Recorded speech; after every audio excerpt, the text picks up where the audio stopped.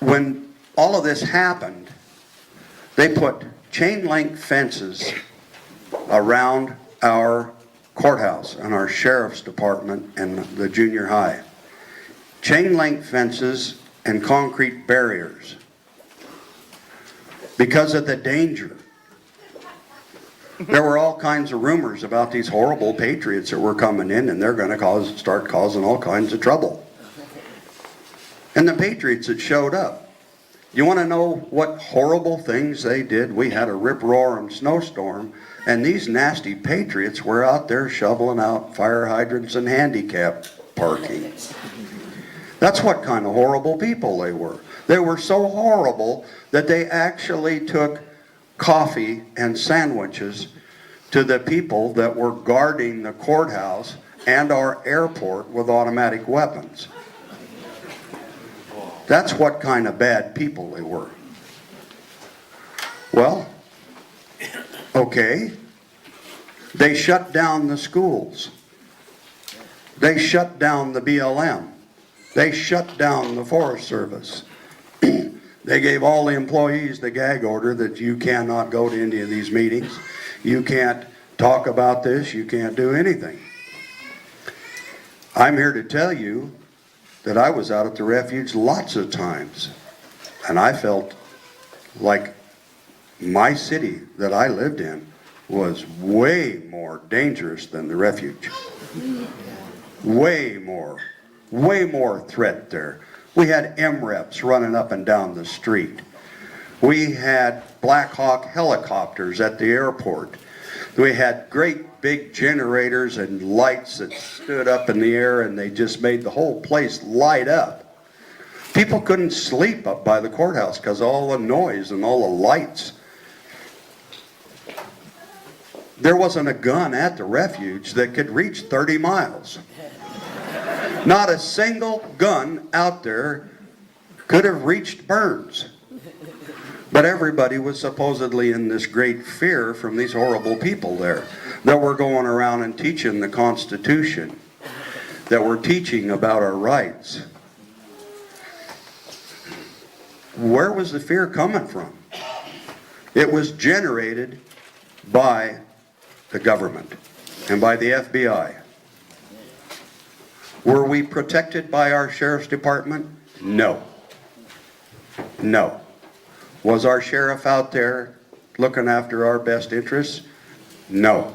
He was doing exactly what he was told by the FBI. That's a sad thing. We had blacked out windows, black SUVs wandering around town, and everybody said, well, that's the Patriots. You got to watch out. You know, they're creepy people. I went to a friend of mine's house, and he told me, you've aligned yourself with the wrong people. And I said, what do you mean? And he said, well, over here at the armory this morning, he said, some of your Patriot friends were over there. And he said, we had to call the cops on them. And he got a call on the phone, and he says, they're over there again. And he poked me in the chest, and he said, you go find out what your cohorts are doing. And I said, I don't have any cohorts, but I ain't afraid of any man on this earth. I'll go find out. So I went over there, and at the refuge, here was 2 white vehicles and a black SUV. And as soon as I got there, they took off. Well, the 2 cars went one way, and the black one went the other way. And that was at the armory. That was at the armory in Burns. And so I followed that vehicle. I didn't have my lights on or nothing. I just followed them, and they realized I was following them, and I wasn't going to go anywhere. And when we got to McDonald's, they drove around the parking lot for a while, and they stopped. And I got out, and I went and I said, hey, my name's Chris Briels, and I've been here a long time, and there's a lot of weird things going on in our community, and I just had a friend of 25 years say that you guys are my cohorts, so I'd like to know who you are and what you're doing. And they said, well, we're just a couple of guys going through town looking for a place to start a new business. And I said, well, typically we don't start a new business in our armory. And he said, well, we weren't at the armory. And I said, yeah, you were. I just followed you from there. And they said, well, you have no right to follow us. And I said, yeah, I do. Yeah, I do. And I said, I just want to alleviate the fears in our community. You know, if you weren't doing anything, I just want to know the truth so that I can talk to my people. I don't like to see people be afraid. And they said, we're just a couple of guys starting a business, like we said. And then the smaller of the two, they weren't dressed in patriot outfits or nothing like that. They were just dressed in ordinary clothes. One guy had a shirt that looked like he'd been painting in it, and they had ripstop pants on like Nomex pants. And the smaller one said, well, yeah, we were at the armory. Okay, and what were you doing there? Well, we were just looking at the deer in the backyard.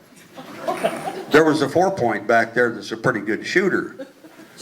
And I said, well, typically we don't shoot the deer in the yard at the armory. And I sense that you're not being honest with us. Would you please be honest with me?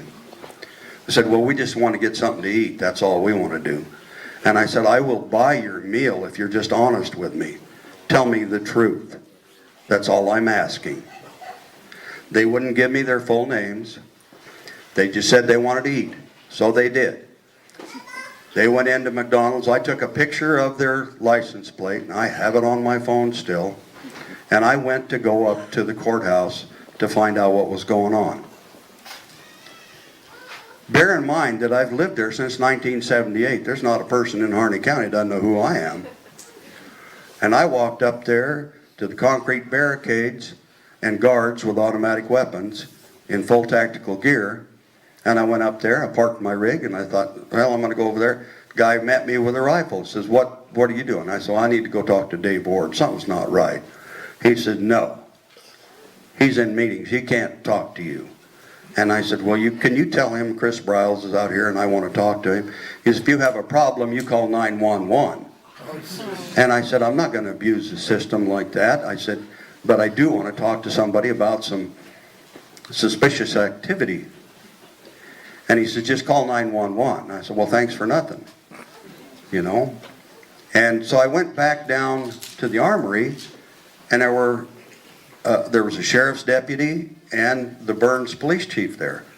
And they said, what's going on? And I told them, I said, these guys were dishonest. They were lying to me.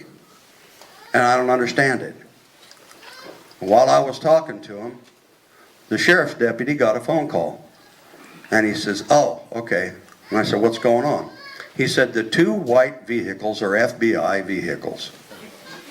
And the black SUV is a rental out of Washington State. And that's undercover FBI people. And that is to be kept a secret. Don't tell anyone. Does that sound right? You know, if you look at something, it's either right or wrong. That didn't feel right to me. So I was stewing about that. And our Harney County judge had his Harney County meeting at our high school. The bleachers were full of people. There were probably 3 times as many people that are here. He was out there strutting around on the basketball court, and he said, hey, first the thing, he got the microphone, he said, I want you to know that there's a Harney County Committee of Safety, and they're in no way, shape, or form affiliated with Harney County. Now, they've got a website, and they've got our county logo on there without our permission.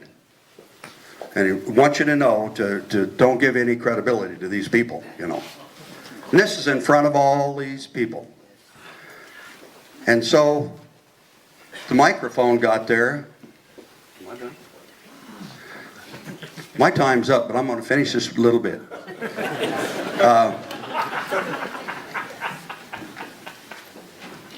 When the microphone got there, I had kept it a secret about the FBI until I had the microphone in my face in front of national TV. And then I let them know. And the next day I had a big argument with Mr. Stephen Grasty, and then I resigned as the fire chief. because of the corruptness. And they tried to bait me into doing something wrong. And I will not work for dishonest government. Will not.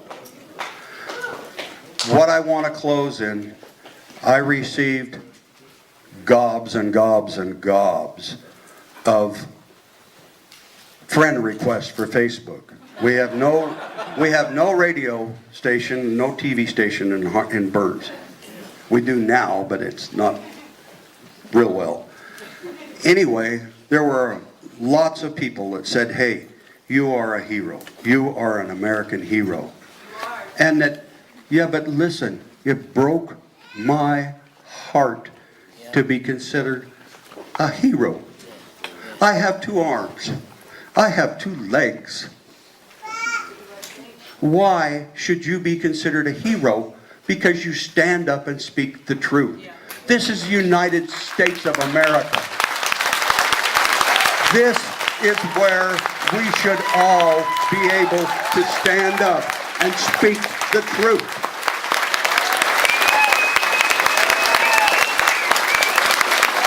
Just look at me. I'm an old man. I'm not a hero. This room is full of people that can be heroes. All you have to do is stand up and speak the truth. Thank you.